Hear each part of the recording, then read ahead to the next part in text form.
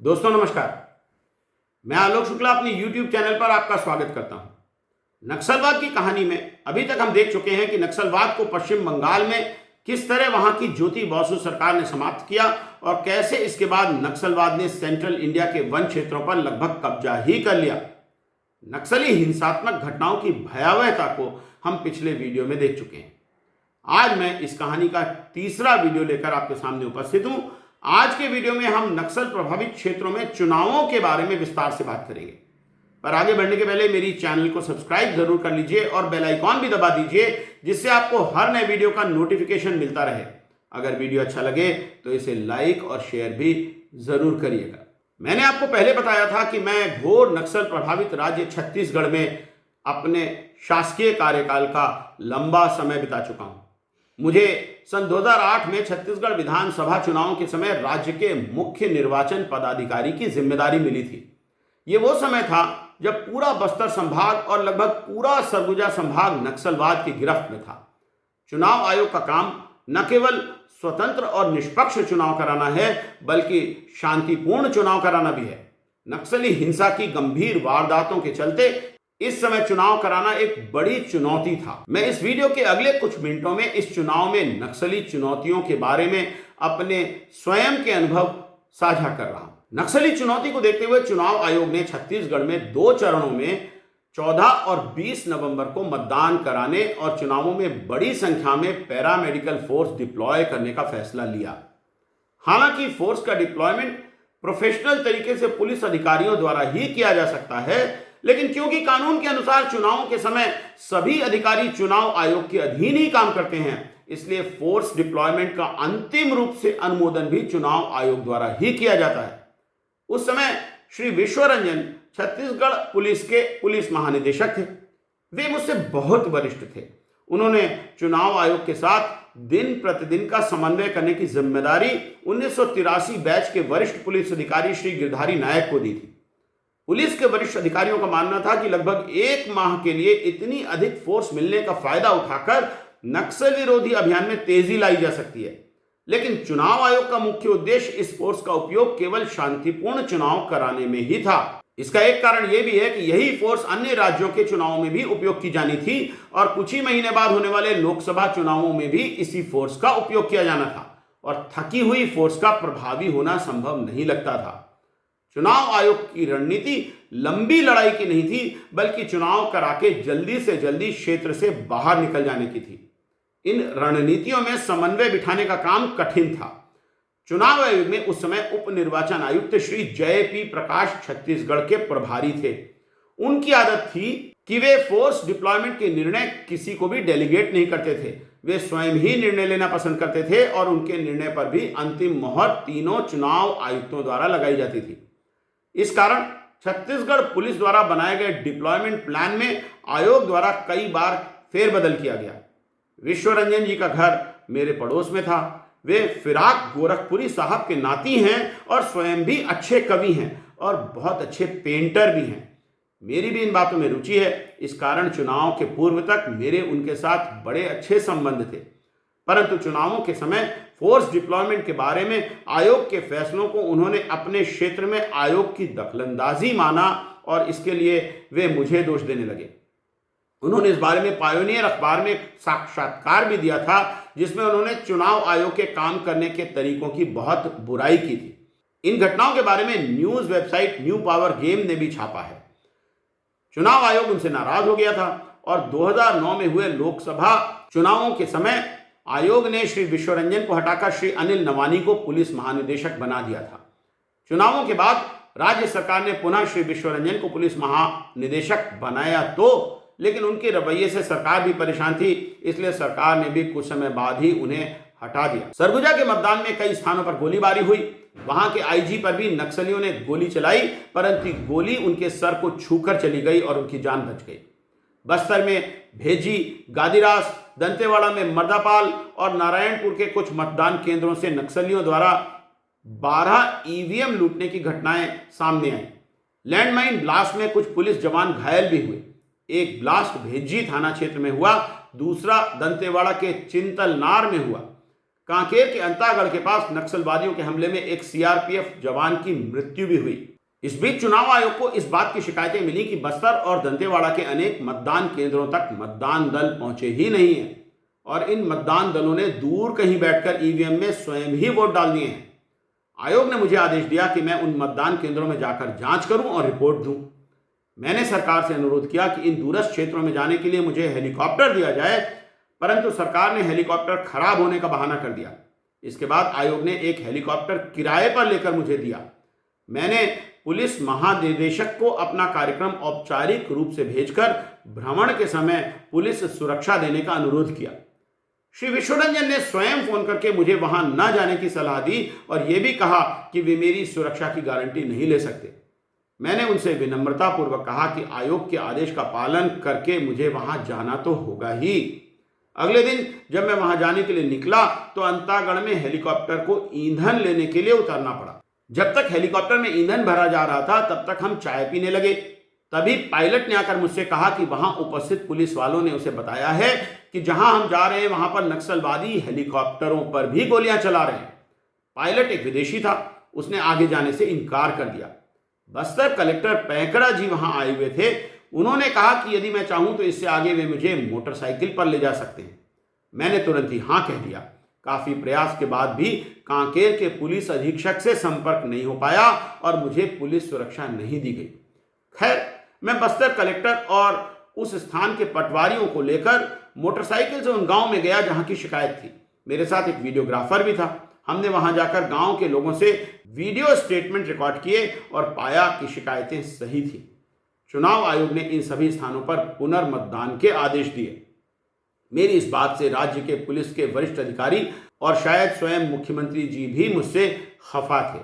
मैं भी मानता हूं कि नक्सल प्रभावित उन मतदान केंद्रों तक जाना काफी कठिन था और पुनर्मतदान के समय भी नक्सलियों ने बहुत हिंसा की, बहुत से लोगों की जान भी गई। उस समय तो मुझे यही लगा था कि मैंने राष्ट्र और संविधान के प्रति अपनी ड्यूटी की है।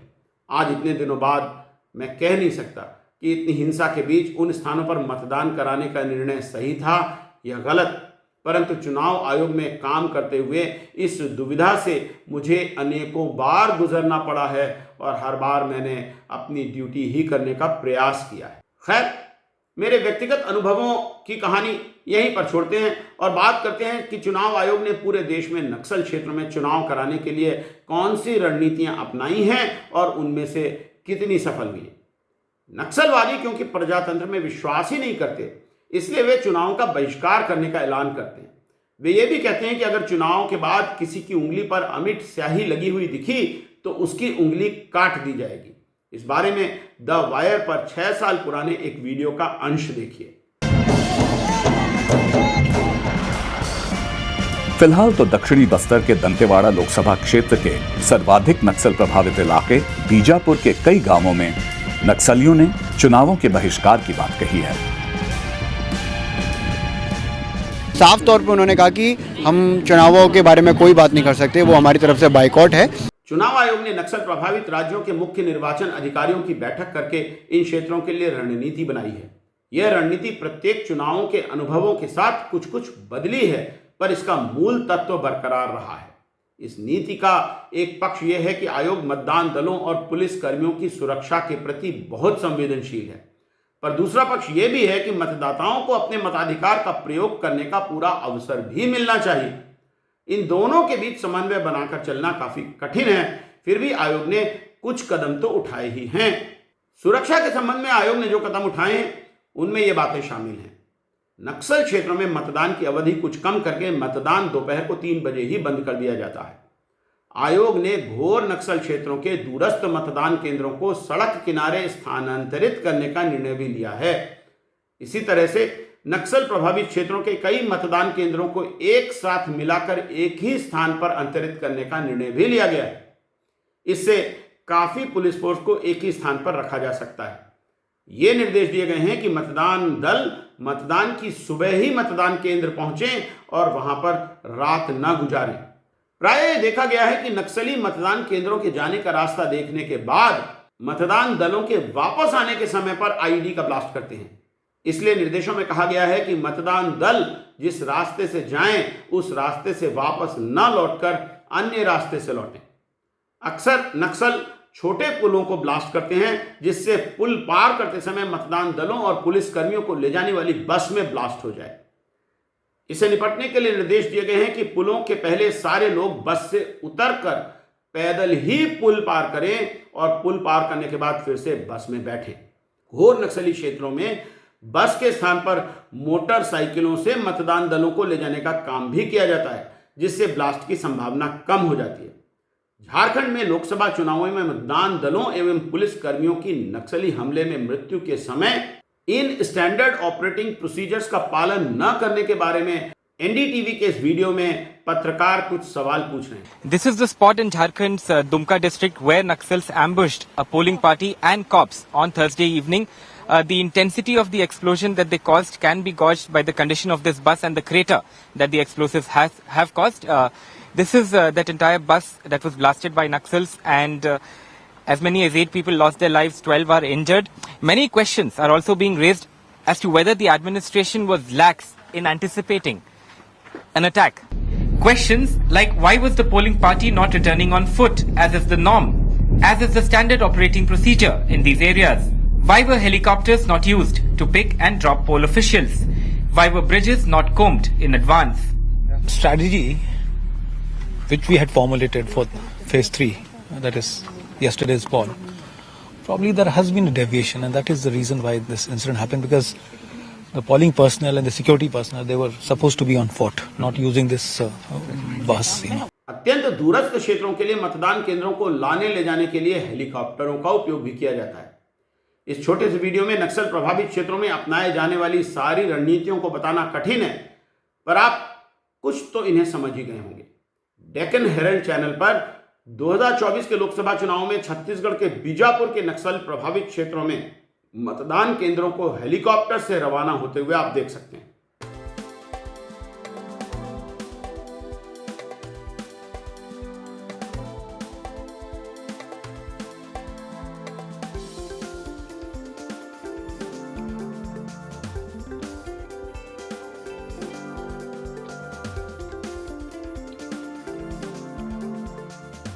इतना होने पर भी नक्सल हिंसा के कारण चुनावों में बहुत सी जानें गई हैं। न्यूज 24 पर आप छत्तीसगढ़ के बीजापुर में नक्सलियों द्वारा मतदान दलों पर हमले की ये पुरानी खबर देख सकते हैं। नक्सली अटैक में आधा दर्जन से ज्यादा जवान और चुनाव अधिकारियों के मारे जाने की खबर आ रही है। हमले में जख्मी हुए जवानों को इलाज के लिए जगदलपुर के अस्पताल में ले जाया गया। पोलिंग टीम पर हमला किया नक्सलियों ने, घात लगाकर नक्सलियों ने हमला किया, जिस बस में बैठकर चुनाव की टीम के सदस्य लौट रहे थे और सुरक्षाकर्मी लौट रहे थे, उस बस को अपना निशाना बनाया। 70 नक्सलियों ने जंगल में छिपकर इस घटना को अंजाम दिया।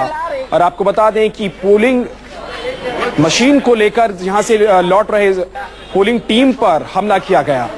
इसी तरह 8 साल पुरानी ईटीवी तेलंगाना की इस खबर में आप देख सकते हैं, आंध्रा उड़ीसा बॉर्डर से नक्सलियों ने मतदान दल के 6 सदस्यों का अपहरण कर लिया था। 6 ప్రభుత్వ ఉద్యోగులు అపహరణకు గురయ్యారు। పనసపొట్టు వద్ద నుంచి మావోయిస్టులు ప్రభుత్వ ఉద్యోగులను అపహరించారు। అపహరణకు గురైన వారిలో గ్రామీణ నీటి సరఫరా విభాగం జేఈ కూడా ఉన్నారు। 2009 के चुनावों के समय तो झारखंड में नक्सलियों ने एक पूरी ट्रेन ही हाईजैक कर ली थी। उस समय चुनाव आयोग में मैं झारखंड का प्रभारी था। झारखंड के पुलिस महानिदेशक पांडे जी ने जब मुझे इसके बारे में बताया तो मैंने चुनाव आयोग को ब्रीफ किया।